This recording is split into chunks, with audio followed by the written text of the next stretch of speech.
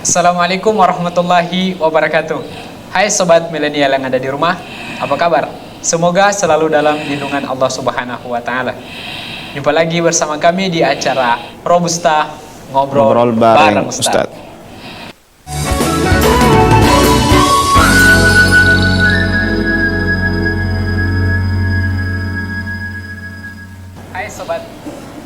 Hai sobat milenial. Astagfirullahaladzim.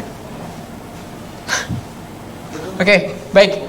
Terlebih dahulu perkenalkan, saya Umar Diakor yang akan menemani kita selama 1 jam ke depan. Dan tentunya saya di sini tidak sendiri karena saya ditemani oleh salah seorang ustadz yang tentunya tidak asing lagi bagi teman-teman yang ada di rumah. Mari kita sapa beliau, Ustadz Robianto Ibrahim. Assalamualaikum Ustadz. Waalaikumsalam warahmatullahi wabarakatuh. Dan semoga para pendengar semua yang dimanapun berada, insyaAllah kami temui dalam keadaan sehat walafiat. Amin ya rabbal alamin. Amin ya Allah. Kalau Ustadz kabarnya gimana Ustadz? Alhamdulillah baik, dan semoga juga saya ucapkan karena ini masih bulan Syawal, saya ucapkan taqabbalallahu minna wa minkum salihal a'mal. Semoga Allah Subhanahu wa taala menerima seluruh amaliyah kita di bulan Ramadan, dan semoga juga kita termasuk orang-orang yang senantiasa mendapatkan kemuliaan, termasuk orang-orang yang diampuni dosa kita oleh Allah Subhanahu wa taala di bulan Ramadan. Amin ya rabbal alamin. Amin Ustaz. Ya, Ustaz. Baik Ustaz. Kali ini Ustaz topik kita yaitu adab seorang penuntut ilmu Ustaz. Ya. Ustaz. Jadi Ustaz, untuk mengawali obrolan kita pada kesempatan kali ini Ustaz, mungkin bisa dijelaskan terlebih dahulu Ustaz, bagaimana kedudukan ilmu dalam pandangan Islam itu sendiri Ustaz? Baik. Allah Subhanahu wa taala berfirman dalam Al-Qur'an Al-Karim dalam surah Al-Mujadilah. Allah berfirman, "Yarfa'illahu alladhina amanu minkum walladzina utul ilma darajat." Allah Subhanahu wa taala mengangkat orang-orang yang beriman di antara kalian. Walladzina amanu walladzina utul ilma darajat. Dan Allah mengangkat orang-orang yang berilmu beberapa derajat. Ya. Iya. Dan kata Nabi Muhammad SAW, "Matsalul alim, matsalul abid wal alim, matsalul alim wal abid kamatsalil qamari ala sairil kawakib." Ya, permisalan antara orang ahli ibadah tapi dia tidak punya ilmu, dengan orang yang berilmu dan ahli ibadah, maksudnya ahli ibadah yang tidak punya ilmu. Apa kata Nabi? Kamatsalil qamari ala sairil kawakib. Seperti bulan purnama ala sairil kawakib. Ya, dengan seluruh bintang-bintang yang ada di muka bumi ini. Jadi sekalipun itu bintang itu banyak, tapi tidak bisa menandingi apa? Tidak bisa menandingi cahaya bulan. Nabi memberikan kalimat apa? Bukan kamatsalil hilal, tapi apa? Kamatsalil qamari. Seperti qamar. Jadi bulan purnama. Kan bulan itu macam-macam, ada namanya hilal. Kalau hilal kan bulan sabit, ya. Tapi Nabi memberikan analogi apa? Kamatsalil qamari. Seperti bulan purnama. Jadi terangnya bulan purnama walaupun bintang banyak yang berjejeran tidak akan kalah dengan terangnya bintang itu. Itu bulan purnama. Begitu juga orang yang berilmu, walaupun banyak ahli ibadah tapi dia tidak memiliki ilmu, apa kata Nabi? Ya, tidak bisa mengalahkan terangnya bulan purnama itu. Begitu juga orang yang ahli ibadah, walaupun dia ahli ibadah ipadu-padu maturusi, ya, tapi kalau dia tidak punya ilmu, ya, maka tidak akan bisa mengalahkan orang yang memiliki ilmu tersebut. Nah. Baik Ustaz. Lantas Ustaz, apa yang membuat ilmu menjadi lebih penting dibanding harta dan tahta Ustaz? Baik, kalau ilmu itu sebagaimana kata Ali bin Abi Thalib, ilmu itu yahrusuka. Ilmu itu menjaga engkau. Orang yang berilmu dia senantiasa terjaga. Terjaga dengan apa? Terjaga dengan dirinya itu, ilmunya yang menjaga dia. Beda dengan orang yang punya harta, punya tahta. Harta tahta ketika hilang darinya, dia stres. Sang pengejar harta itu stres, ya. Sang pengejar tahta itu stres. Karena apa? Kalau harta, sang pemilik itu yang menjaga harta, menjaga tahta. Tetapi kalau ilmu itu yang menjaga si pemilik ilmu, sahibul ilmi itu, ya. Jadi oleh sebab itu, kalau orang yang berilmu beda dengan orang yang memiliki harta. Orang yang berilmu ilmu tidak perlu dia galau untuk bagaimana menjaga ilmu itu, tidak perlu. Tidak perlu, Ustaz. Ya. Ya. Tapi ilmu yang menjaga dia. Ketika dia memiliki ilmu dan ilmunya benar-benar masuk ke dalam sanubaris sebagai seorang hamba, maka tentunya dia akan menjaga, ilmunya itu akan menjaga dia. Berbeda dengan orang yang pinjam harta. Iya. Baru dapat harta sedikit, ini harta mau simpan di mana ya? Masya Allah. Ya, jangan-jangan harta saya mau habis. Begitu juga jabatan, dia punya jabatan sedikit, jangan-jangan saya ketika dapat jabatan saya nanti dikudeta. Ya, jangan-jangan saya dapat jabatan cuman sebentar, saya dapat jabatan, setelah itu hilang jabatan itu. Iya kan? Iya. Karena apa? Karena dia memiliki standarisasi, dia adalah apa? Standarisasi dia hanyalah dirinya sendiri. Dia menjaga prestise, ya, dia menjaga nama baiknya, bukan menjaga ilmunya. Kalau dia menjaga ilmu, ya dia sudah selesai dengan dirinya. Ya, kalau ilmu yang menjaga dia sudah selesai dengan dirinya. Muhallabuk, ente mau ambil itu harta, ente mau ambil itu jabatan, dia tidak pusing. Nah, dia tidak pernah menangis. Kenapa ente ambil jo? Ente kira kita pusing dengan ente dengan jabatan itu? Dia tidak pernah pusing. Karena apa? Karena sudah selesai dengan dirinya kalau dia memiliki ilmu. Tapi kalau dia gila dengan jabatan, dia gila dengan harta, apa yang terjadi? Orang itu stres, hilang uang sedikit, stres. Ya, baru dengar sedikit ada mutasi, stres. Jangan-jangan saya mau di non job ini. Karena apa? Karena dia penghamba jabatan. Iya. Ya, penghamba jabatan. Orang kalau sudah selesai dengan dirinya, dia tidak pusing dengan harta, dia tidak pusing dengan jabatan. Ente ambil itu jabatan, ente makan dia. Dia tidak pusing. Karena apa? Karena sudah selesai dengan dirinya. Ya, itu penting kalau kita hidup itu begitu. Usahakan jangan terlalu gila dengan jabatan. Orang kan kadang-kadang, saya jabatan ini semua hilang. Apalagi sudah terima kemarin surat mutasi. Jangan-jangan saya ini mau di non job ini. Iya. Pasti begitu. Atau jangan-jangan saya ini mau ditaruh di kantor yang kering, tidak ada anggaran. Itu di pikiran dia. Karena apa? Jabatan yang di otaknya itu cuma jabatan terus. Di otaknya dia bagaimana didapatkan harta yang sebanyak-banyak, dia dapatkan jabatan dengan sebanyak-banyaknya. Itu orang yang punya obsesi obsesi harta yang terlalu berlebihan. La ilaha illallah. Na'udzubillahi min dzalik. Naam. Iya, Ustaz. Ustaz, lantas bagaimana kalau dengan ada seorang mahasiswa, Ustaz? Kan mahasiswa ini penuntut ilmu, Ustaz. Lantas Ustaz, bagaimana dengan dia sudah penuntut ilmu, kejar lagi jabatan, kejar lagi mungkin ada anggaran di dalamnya situ, Ustaz. Sudah, kalau anggaran itu hasil terakhir. Tapi yang paling penting dia belajar. Ya. Orang mencari jabatan itu di samping dia jabatan, juga dia belajar. Jangan obsesinya uang. Ya. Mau hidup ini memang semua orang butuh uang. Tapi cari uang itu yang berkah. Apalah artinya hidup yang harta yang banyak tapi tidak berkah. Harta yang tidak berkah itu bagaimana? Baru patroli lewat, tidak tenang dia. Dia kira itu patroli musiknya berubah. Karena apa? Dia pikir, ini patroli sudah datang ke kita karena jangsa ini dianggap korupsi ini, uang ini. Kan begitu. Orang punya obsesi begitu, itu begini modelnya. Dia pikir, kalau patroli datang sama saya, saya ini nanti dicurigai macam-macam. Iya kan? Iya. Karena apa? Karena obsesinya obsesi begitu. Ya. Iya. Obsesinya, pandangannya bagaimana dia dapat harta dengan sebanyak-banyaknya. Ya. Dia tidak pernah lihat, ya. Makanya kata Nabi Muhammad SAW, melihat fi akhir zaman la yubalil mar'u bima akhadhal mal. Akan datang suatu zaman yang dimana seseorang itu tidak akan lagi peduli dengan dari mana dia mendapatkan hartanya. Apakah amin halalin atau min haramin? Atau apakah dia mendapatkan harta yang halal ataupun yang haram? Karena apa? Karena dia tidak peduli lagi. Iya. Ya. Jadi kalau dia mahasiswa, dia dapat cari jabatan, oke, khair. Itu bagus. Tapi jangan obsesi dia anggaran. Uang itu semua orang butuh uang. Tapi bukan begini juga, ya. Jangan terlalu gila dengan uang, ya. Antum tahu dalam Islam itu yang dibutuhkan apa? Ketundukan. Banyak orang yang pintar. Yeah. Ada orang yang pintar, ada orang yang punya harta, ada orang yang punya jabatan. Tapi apa? Allah tenggelamkan dalam api neraka. Orang-orang Yahudi itu bukan orang yang bodoh, orang yang pintar. Tapi apa? Allah tenggelamkan mereka. Ya. Qarun itu memiliki harta yang banyak. Tapi apakah dia bahagia? Jawabannya la, dia tidak bahagia. Yeah. Ya, dia tidak bahagia. Kenapa dia tidak bahagia? Karena dia tidak mendapatkan apa-apa. Ya. Malah justru hartanya itu tidak berkah. Ya, tidak berkah. Jadi kalau kita mencari obsesi seperti itu, jelas harta kita tidak berkah. Yang kita cari itu adalah bagaimana keberkahan harta kita, bagaimana kita menjadi hamba yang baik, bagaimana kita senantiasa beribadah kepada Allah Subhanahu wa taala, maka itu adalah harta yang baik yang kita cari. Ya, apalah artinya ilmu yang banyak tapi membuat kita sombong.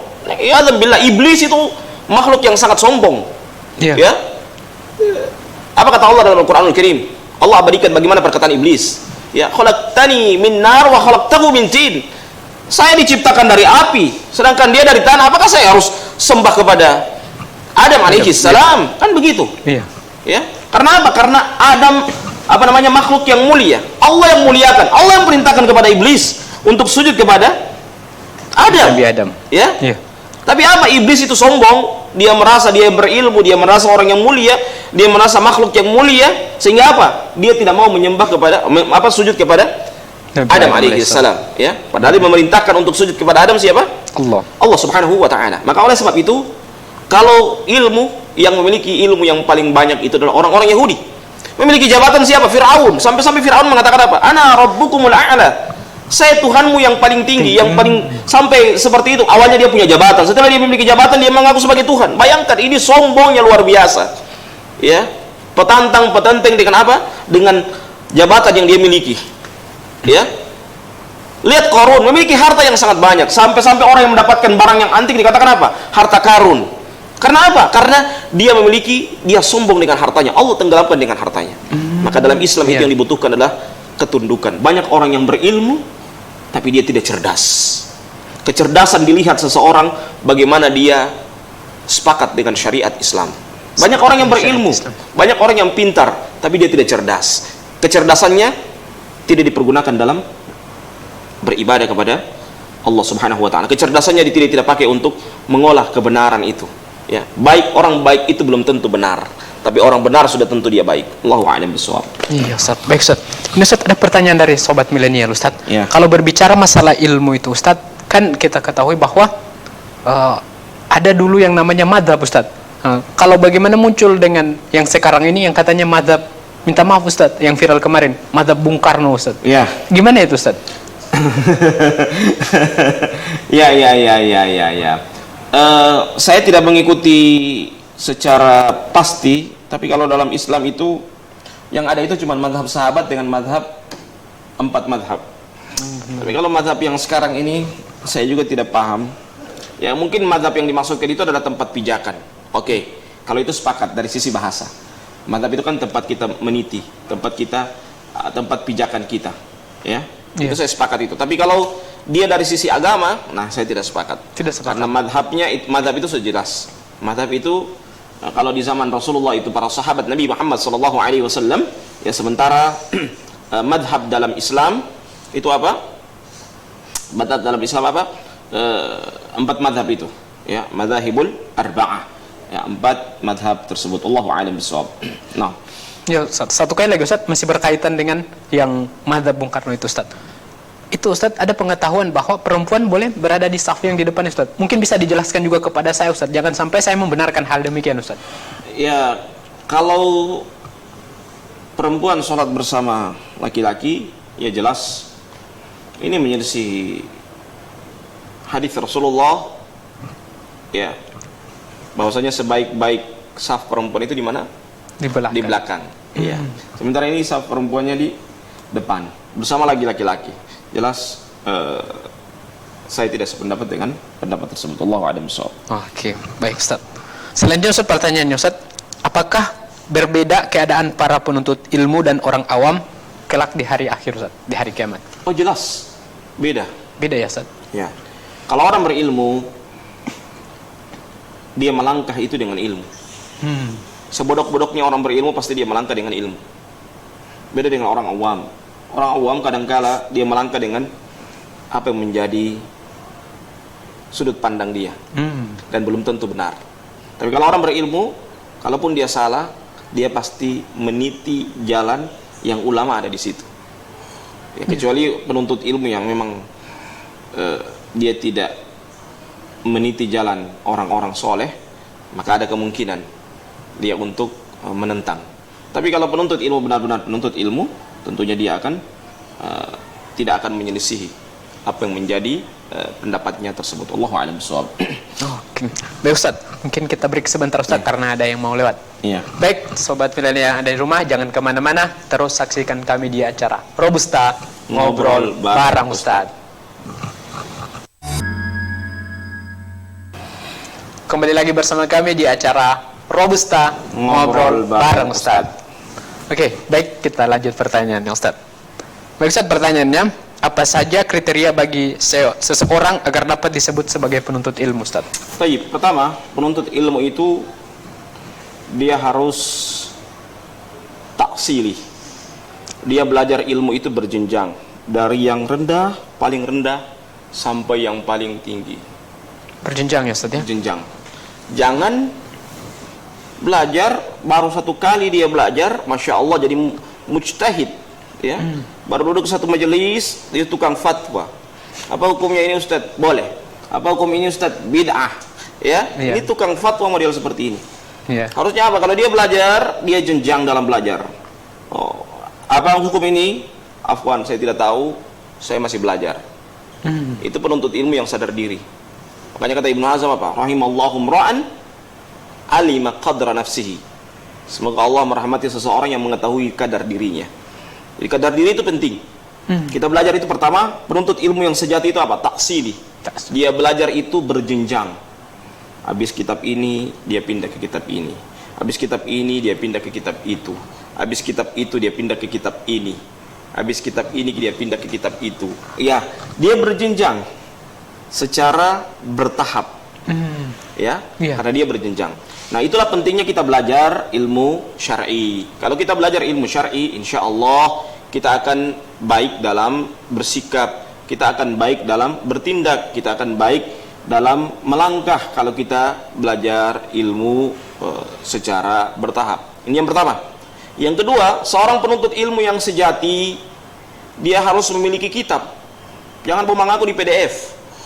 Ya, ini kaslan orang seperti ini. Berarti harus dibeli ya Ustadz? Iya, atau kalaupun dia tidak mampu beli, misalnya kitabnya tidak ada di Indonesia, tidak ada di Gorontalo, ya, dia cetak itu kitab, tapi usahakan kitabnya kelihatan kalau penuntut ilmu kitabnya tercoret-coret.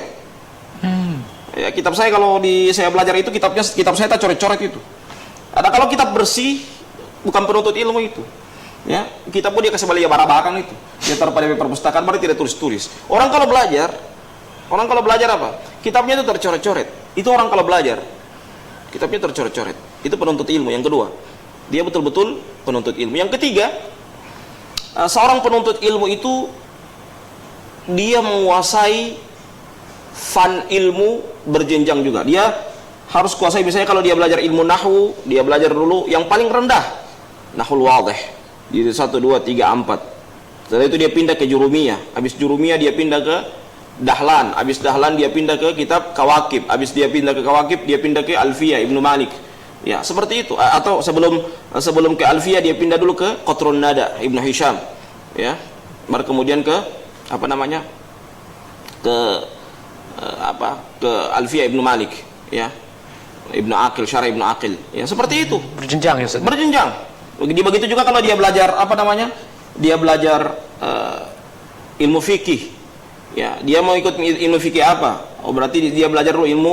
Kalau sebelum dia belajar usul fikih dulu. Baru dia belajar ilmu fikih. Ilmu fikih dia lihat dia pakai pendapat siapa? Mazhab Syafi'i. Berarti dia mulai dari kitab Safinatun Najah, pindah ke Matan Ghoya wa Taqrib, kemudian ke Matan Az-Zubad. Terus naik terus. Itu orang yang betul-betul dia alim dalam ilmu tersebut. Jadi belajar itu butuh kealiman. Ya, butuh kealiman. Ya, makanya man harimal usul hurimal usul. Barang siapa yang dia tidak kuat pada usulnya, dia tidak akan sampai pada ilmu yang dia ingin targetkan. Jadi ilmu itu butuh target dalam belajar. Ya, ilmu itu butuh target dalam belajar. Jadi usahakan kalau kita mau belajar, betul-betul kita belajar itu mendapatkan ilmu yang maksimal dalam belajar.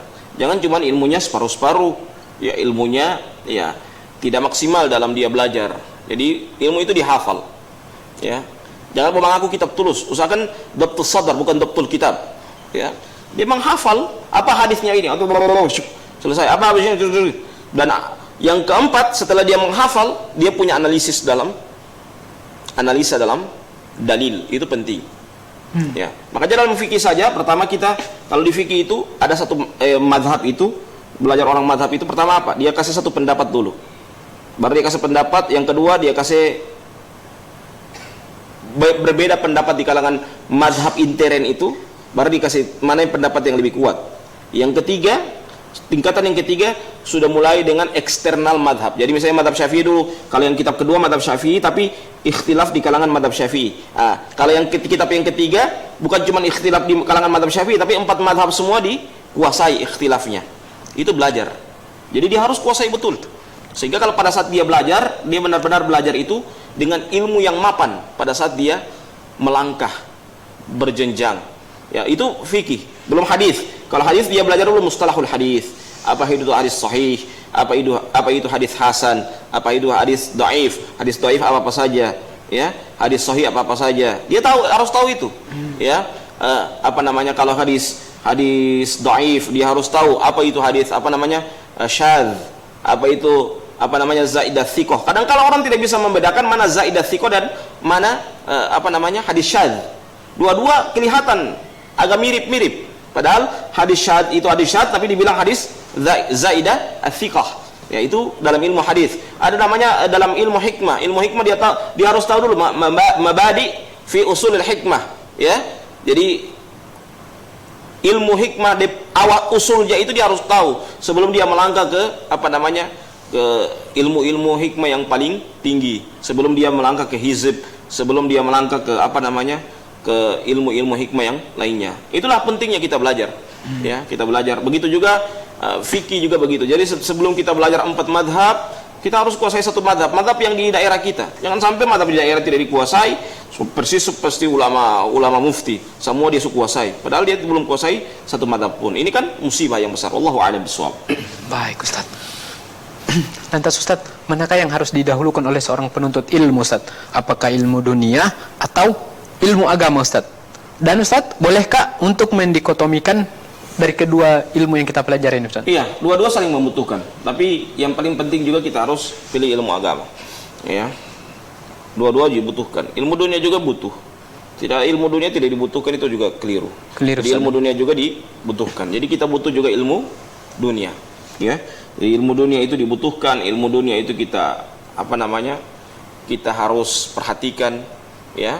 Tapi ilmu akhirat juga kita harus perhatikan. Jangan sampai ilmunya tinggi tapi dia tidak tahu bahasa Mbae. Itu alif badiri dia tidak tahu. Ya. Iya. Kenapa? Karena dia tidak paham itu. Dia tidak paham ilmu agama. Ya, usahakan juga kalau dia belajar ilmu dunia, dia harus tahu juga ilmu agama. Itu penting, ya. Dia harus tahu ilmu agama. Allahu a'lam bishawab. Masya Allah Ustaz. Baik Ustaz. Selanjutnya, bagaimana kiat bagi seorang penuntut ilmu dalam mencari seorang guru Ustaz? Jadi bagaimana caranya kita melihat guru itu yang cocok untuk jadi guru kita Ustaz? Iya, pertama, guru itu kita cari bukan hanya sekedar mentransfer ilmu, tapi juga mendidik. Berapa banyak orang yang dia hanya mampu mentransfer ilmu, tapi tidak mampu mendidik. Yang paling penting itu dia mampu mendidik kita. Dia mampu menjadikan kita orang yang soleh. Itu guru yang sejati. Ya, dia mampu membuat kita menjadi orang yang baik. Ya, berarti dia adalah guru yang baik. Ya, dia mampu membuat kita orang yang cinta dengan ilmu. Ya, berarti dia adalah guru yang baik. Yang kedua, kita cari guru yang bersanad. Karena sekarang guru terlalu banyak. Satu fan ilmu saja dia tidak kuasai. Tapi persis orang yang sudah jadi mufti di zaman sekarang. Dia tidak punya kuasai apa-apa. Malakah ilmiah saja dia tidak punya kuasai. Tapi apa? Na'udzubillahi min dzalik. Persis mufti. Ya, dia tidak bisa ditanya hukum, dia jawab, tapi dia jawab sesuai dengan dia kehendak. Ya. Ketika kita bertanya, kita jawab berbeda dengan dia marah. Kenapa ini? Ya, karena apa? Karena dia tidak memiliki malakah ilmu yang sangat kuat. Dia jadi duduk lagi di di bagian fatwa yang dia tidak paham dengan ilmu itu. Makanya butuh keilmuan dalam belajar ilmu itu butuh. Ketika dia sudah mencapai taraf fatwa, dia memang menguasai. Menguasai bukan cuma sekedar menguasai bagian ini halal, ini haram, bukan itu. Tapi dia tahu dalil, yang halal dalilnya apa, yang haram dalilnya apa, yang mubah dalilnya apa. Kenapa mereka memilih yang halal, kenapa mereka yang haram, kenapa mereka yang mubah. Dia kuasai itu ilmu. Nah, itu orang yang memiliki malakah ilmunya yang sangat kuat. Ya. Jadi cari orang yang bersanad. Yang ketiga, dia mutqin. Ya, mutqin itu memang dia kuat, ilmunya mantap. Ya. Jangan ditanya apa ini, tunggu saya mau lihat dulu di laptop saya ya. Saya boleh dulu di tab saya ya. Oh berarti ilmunya tidak mapan ya. Dia harus mutqin dalam penguasaan ilmu. Itu penting. Penguasaan ilmu penting dalam kita bersikap. Orang kalau bersikap tidak memiliki penguasaan ilmu, pasti dia akan kecewa. Pasti dia tidak akan mendapatkan ilmu yang dia ingin dapatkan. Nah, ini bahaya kalau orang-orang yang seperti ini. Jadi pentingnya kita pada saat kita mau berilmu, mau bertindak, kita harus kuasai ilmu baik-baik. Kita harus bertindak dengan baik-baik. Kita harus memiliki malakah ilmiah yang sangat bagus supaya benar-benar kita mendapatkan ilmu secara maksimal. Wallahu a'lam bishawab. Nah, baik Ustaz.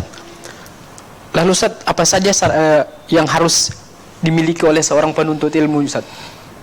Maksudnya Ustaz, apa saja yang wajib dipelihara oleh seorang penuntut ilmu Ustaz, yang sifatnya dia kepada gurunya Ustaz? Ya, pertama, kalau kepada guru itu pertama dia harus punya adab. Iya. Ya. Jangan sama guru tidak punya adab. So mentang-mentang DP sekolah dia keluar ke luar negeri, balik kamari, DP adab, DP guru yang membuka sama dia itu mengajar Iqra, dia tidak pernah hargai. Dia tidak pernah hormati. Berarti ini orang tidak punya adab terhadap gurunya. Ini tidak berkah ilmu seperti ini. Jadi kalau kita belajar, hargai guru kita itu. Ya. Jangan sampai guru kita yang mengajar kita kebaikan, kita lupakan. Karena apa? Oh, saya sudah belajar dari luar negeri. Dia lupakan gurunya yang mengajarkan dia, membukakan dia ilmu bahasa Arab. Ya, ini orang yang tidak punya adab seperti ini. Kacang lupa kulitnya. Ya, ini bahaya orang-orang seperti ini. Jadi kalau dia belajar, ya silakan dia belajar. Kemanapun dia belajar. Tapi ingat, jangan rusaki ilmu kita dengan adab kita yang kurang baik terhadap guru.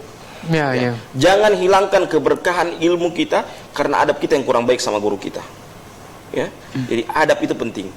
Adab terhadap guru itu penting. Ya. Setinggi apapun ilmu kita, kalau kita tidak memiliki adab terhadap guru kita, ilmu kita tidak ada apa-apanya. Dan pastikan, yakinkan Anda bahwa ilmu Anda tidak berkah. Kenapa?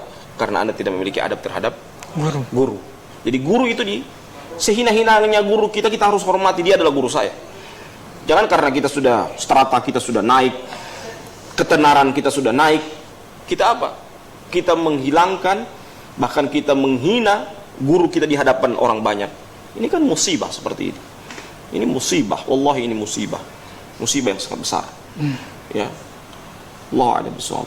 Ustaz, bagaimana kalau dalam keadaan Ustaz, misalnya guru kita itu sudah tidak sesuai, sudah tidak sama lagi dengan yang apa dulu, misalnya di mata Ustaz, misalnya di mata beda sudut pandang. Iya, beda sudut pandang. Ya, itu kalau berbeda itu kan biasa. Imam Syafi'i dengan Imam Hambali, Imam Syafi'i kan kita tidak pernah dapatkan bahwa Imam Syafi'i Imam Hambali mencela Imam Syafi'i, kan tidak pernah. Ya? Iya. Tetap Imam Hambali dengan jalan sudut pandangnya tapi tanpa mencela Imam Syafi'i. Itulah guru dengan murid. Di zaman kita sekarang bukan lagi mencela, bukan lagi berbeda, tapi malah menghina. Oh, guru saya sudah ahlul bid'ah sekarang. Ya, guru saya sudah musyrik sekarang. Ya, guru saya sudah pelihara jin sekarang. Ya. Karena apa? Karena berbeda dengan sudut pandang kita. Ya, berbeda dengan sudut pandang kita. Ya, alhamdulillah. Usahakan pada saat kita mau bertindak, kita bertindak dengan ilmu yang kita miliki. Ya.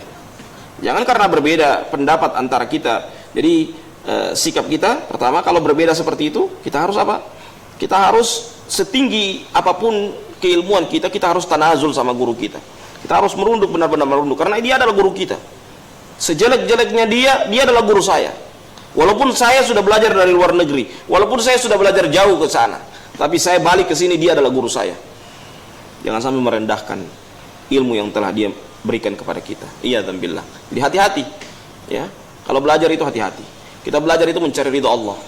Ya, mencari ridha Allah diantaranya apa? Kita hormati guru kita. Jadi cari guru yang bersanad, yang mengajarkan, bukan cuma sekedar mentransfer ilmu, dia mendidik kita, dan kita harus beradab dengan adab yang baik sama guru kita. Ya, kita harus mendidik guru kita dengan cara yang baik. Maksudnya guru kita mendidik kita dengan cara yang baik, kita usahakan juga beradab dengan adab yang baik sama guru kita. Itu yang paling penting. Sehingga kita pada saat kita mau bertindak, kita bertindak dengan ilmu yang kita miliki. Allahu a'lam bishawab. Iya, Ustaz. Apakah ini hanya berlaku untuk guru agama kita saja, Ustaz? Atau boleh yang diumum begitu, Ustaz? Ya. Apakah hanya berlaku untuk guru agama saja, Ustaz? Guru umum. Guru umum pun Karena Ustaz. kita cari keberkahan. Kita mau belajar kan cari keberkahan. Kalau hidup itu tidak berkah, selesai itu hidup kita.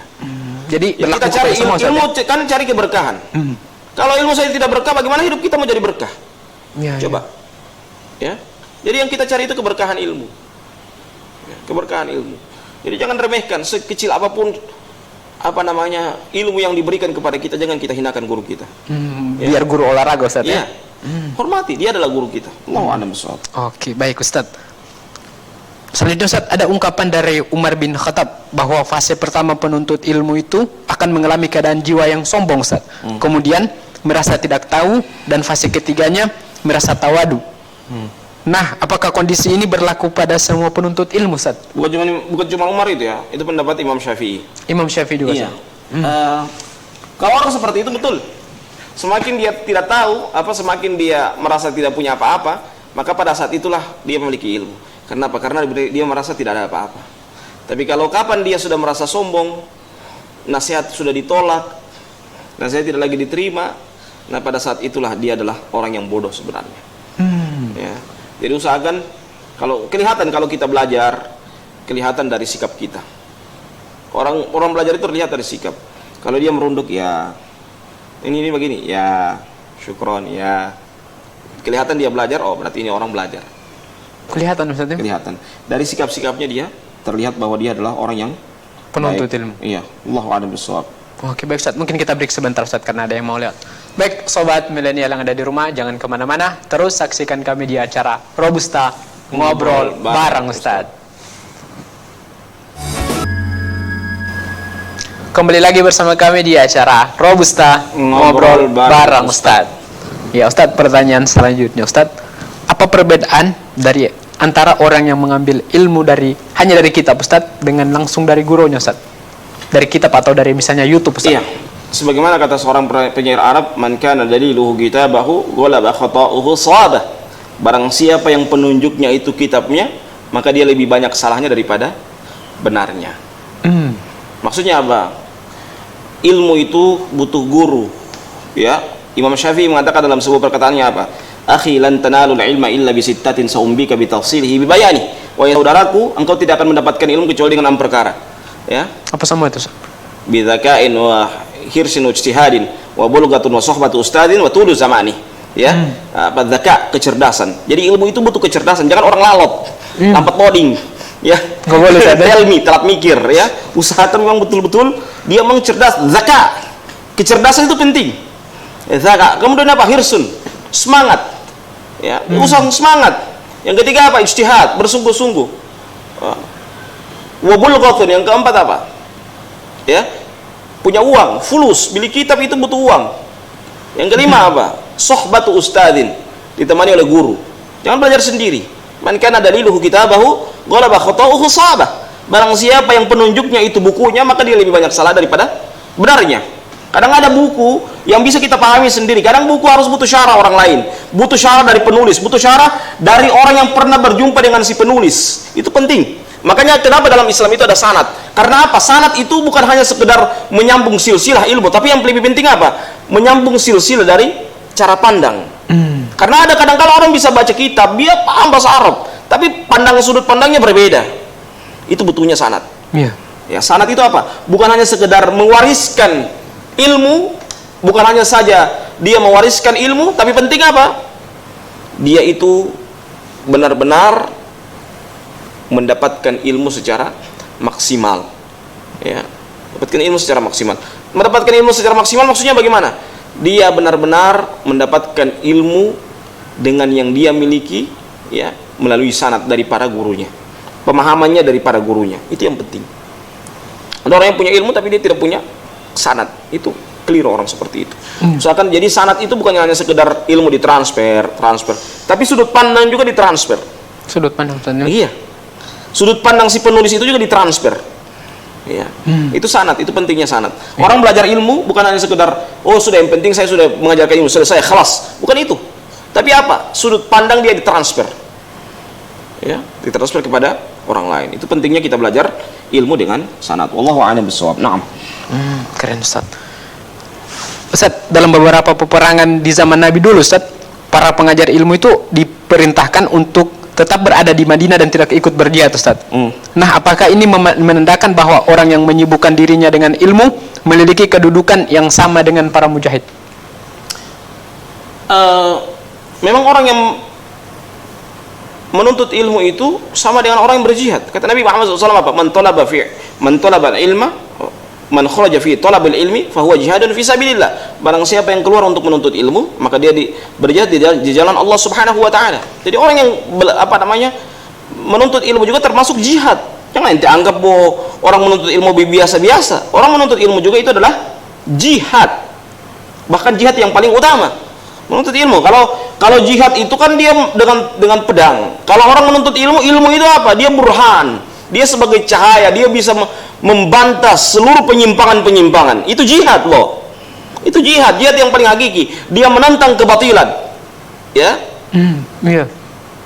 Liyahlika man halaka an bayyinah wa yahya man hayya an bayyinah. Dia membinasakan orang-orang binasa itu dengan penjelasan dan membela orang-orang yang benar itu dengan penjelasan. Ya? Karena apa?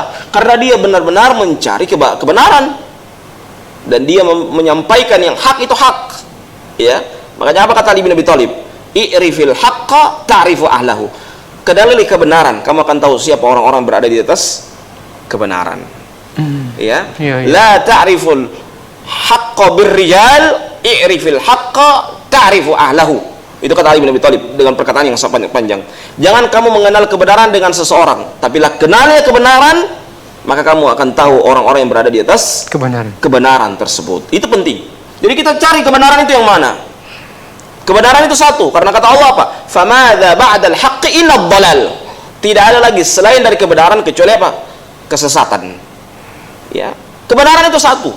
Tidak ada kebenaran yang banyak. Ya. Kebenaran itu satu. Famadza ba'dal haqqi illa dhalal. Dan tidak ada lagi selain dari kebenaran kecuali kesesatan. Wallahu a'lam bishawab. Naam. Ustaz. Baik, Ustaz. Bolehkah ilmu yang kita ajarkan, Ustaz, kita minta upahnya, Ustaz? Upah itu bukan berarti kita menyogok ilmu. Upah itu profesionalisme. Hormati orang, profesionalisme. Ya. Kadang keikhlasan orang itu tumbuh juga dengan dia diberikan uang. Keikhlasan orang. Iya. Dia ikhlas. Ente tidak mau bayar itu guru. Baru ente suruh makan apa itu guru-guru mau ngajar terus Pak ente. Coba ente syuf. Baru ente tidak suruh makan dia. Coba. Ya. Jadi kadang kecuali kalau sudah selesai dia mengajar itu sudah selesai dunianya. Dia mengajar misalnya dia sudah mengajar di samping itu dia punya usaha. Ya sudah kelas. Berarti dia ini mengajar ini sampingannya dia. Dia tidak mau mencari upah. Tapi kalau misalnya dia tidak punya apa-apa, dia hanya berharap di situ. Baru kemudian ente mau bilang tidak usah bayar itu karena kita harus ikhlas. Bagaimana mungkin? Baru ente kasih mati dia, mengajar terus nanti dia mati begitu mengajar ente. Kan tidak mungkin. Iya, Ustaz. Ya, jadi biarkan dia mengajar. Juga kita harus memberikan upah kepadanya, itu lebih bagus. Wallahu a'lam bishawab. Nah, Ustaz, pada zaman Umar bin Khattab kan ada juga yang meminta upah, Ustaz. Tapi dimarah sama Umar bin Khattab ini, Ustaz. Ya, kalau di zaman dahulu dunianya sudah selesai. Kalau di zaman sekarang kasih sama dengan dunia dulu. Beda lah. Beda, Ustaz. Beda. Jangan itu kasih sama yang di zaman dulu yang di zaman sekarang. Beda jauh sekali. Itu antara langit dengan sumur bor. Jauh sekali. Jauh, Ustaz. Ya, jangan ente kasih sama. Kalau di zaman dulu orang urusan dunia sudah selesai. Nabi itu orang kaya. Ya. Nabi orang kaya. Ente mau kasih sama dunia Nabi dengan dunia kita, la ilaha illallah, jauh sekali. Nabi menikahi Khadijah dengan berbagai macam dengan hartanya beliau yang sangat banyak. Bukan cuma sedikit, ente kira itu Nabi miskin. Nabi itu orang kaya. Ya. Nabi itu orang kuat. Bayangkan bisa sholat malam ya sampai pagi. Ente coba beda jauh. Jangan kasih sama tuh. Nabi dengan kita, kekuatan Nabi dengan kita, kekuatan saku Nabi dengan kita beda jauh. Ente beda antar langit dengan sumur bor. Jauh sekali. Iya. Ya. Jadi jangan ente bilang, oh di zaman Umar begini, di zaman Umar, di zaman dulu dengan sekarang. Coba ente kasih sama. Jangan ente pakai kias-kias begitu. Beda antara orang dulu dengan orang sekarang. Ya. Cara pandang juga beda. Iya. Struktur sosiologisnya juga beda. Kita harus, kalau kita mau menerapkan harus sama juga faktor sosiologisnya bagaimana, keadaannya bagaimana. Ya. Jangan ente bilang, oh dalil Umar, Ustaz, ente kira mau pasang dalil ini baru asal mau tarik-tarik baru pasang. Itu apa? Pasang dalil itu apa? Kita harus lihat, oh keadaan di sana sama dengan keadaan di sini tidak. Kalau tidak sama, oh jangan ente pasang dalil itu, tidak tepat ente pakai dalil itu loh. Iya kan? Jadi seperti itu. Kita harus lihat semua kondisi harus sama dengan yang, kalau kita mau pakai dalil yang dulu, usahakan sama dengan dalil yang sekarang. Jangan beda. Iya. Iya kan? Jangan beda. Macam mohon maaf ya, yang kayak orang bilang minal aidin wal faizin. Ya. Itu orang minal aidin wal faizin apa? Karena apa? Karena dulu ada perang Badar, sekarang ada perang Badar. Orang bilang minal aidin wal faizin, ya? Iya. Dulu itu minal aidin wal faizin karena dulu perang Badar. Sekarang ente mau minal aidin wal faizin, emang dulu apa emang sekarang ada perang Badar? Kan tidak, jauh. Jadi kadangkala penggunaan itu kita harus lihat juga keadaan. Ya? Kita harus lihat keadaan. Allahu a'lam bishawab. Nah, baik, terima kasih Ustaz. Selanjutnya Ustaz, adakah ancaman bagi orang yang menyembunyikan ilmu atau kebenaran Ustaz? Hah? Adakah ancaman bagi orang yang menyembunyikan ilmu atau kebenaran Ustaz?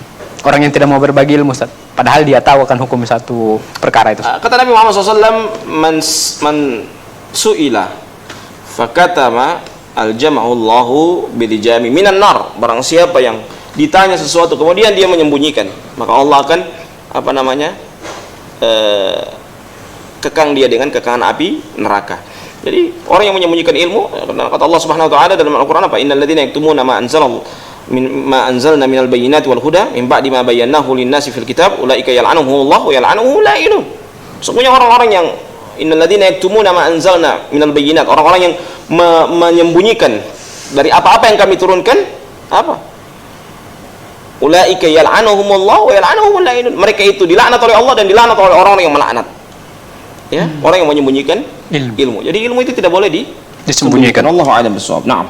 Ya, Ustaz. Nah, Ustaz, boleh dijelaskan perbedaan antara adab dan ilmu, Ustaz? Mungkin orang yang berilmu tidak memiliki adab, Ustaz? Ada. Dan bahkan bukan cuma itu, orang berilmu kalau dia tidak punya adab, dirinya hancur, ilmunya juga rusak. Ilmunya juga jadi hina. Ilmunya bisa jadi orang merendahkan ilmu karena apa? Karena dia tidak punya adab. Hati-hati. Ya. Orang kadangkala begitu. Orang dia merendahkan ilmu karena apa? Karena dia tidak punya adab. Jadi adab itu penting. Ya, orang beradab itu penting. Jadi usahakan kalau dia memiliki ilmu, jangan sampai ilmunya apa? Karena dia tidak punya adab, ilmunya rusak gara-gara dia tidak punya adab.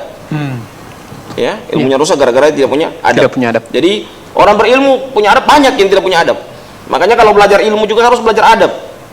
Bahkan ada para penuntut ilmu itu dia duduk di kalangan para ulama bukan mengambil ilmu, dia belajar adab, bagaimana cara dia menjawab, bagaimana cara dia duduk, bagaimana cara dia makan. Orang itu cuma fokus pada adabnya, bagaimana cara dia menjawab, bagaimana cara dia membantah. Itu dilihat adab. Makanya adab itu penting. Ada seperti itu, Ustaz? Iya. Ada orang dia sudah selesai dengan tahsilul ilmi, dia sudah selesai menulis ilmu. Tapi yang dia cari apa? Tahsilul adab. Dia bagaimana mendapatkan adab. Itu yang dia cari. Yang dia cari. Jadi mendapatkan adab itu penting. Ya, mendapatkan adab itu penting. Wallahu a'lam bishawab. Nah, Ustaz. Baik, Ustaz, karena kita sudah berada di penghujung acara, Ustaz. Apa kira-kira, Ustaz, pesan penting pada topik kita kali ini, Ustaz? Silakan dengan closing statement-nya, Ustaz. Iya. Pertama,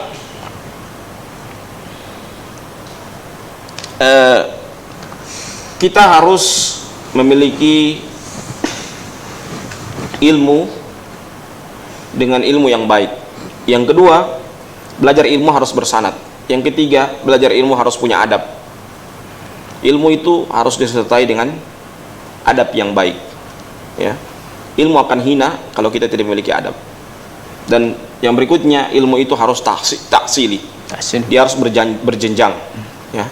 Jangan lompat-lompat. So paling malas belajar, datang kamar belajar lagi lompat-lompat. Ya, tidak sesuai dengan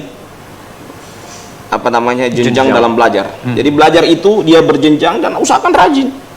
Ya, rajin dalam belajar, jangan setengah-setengah belajar. Ya.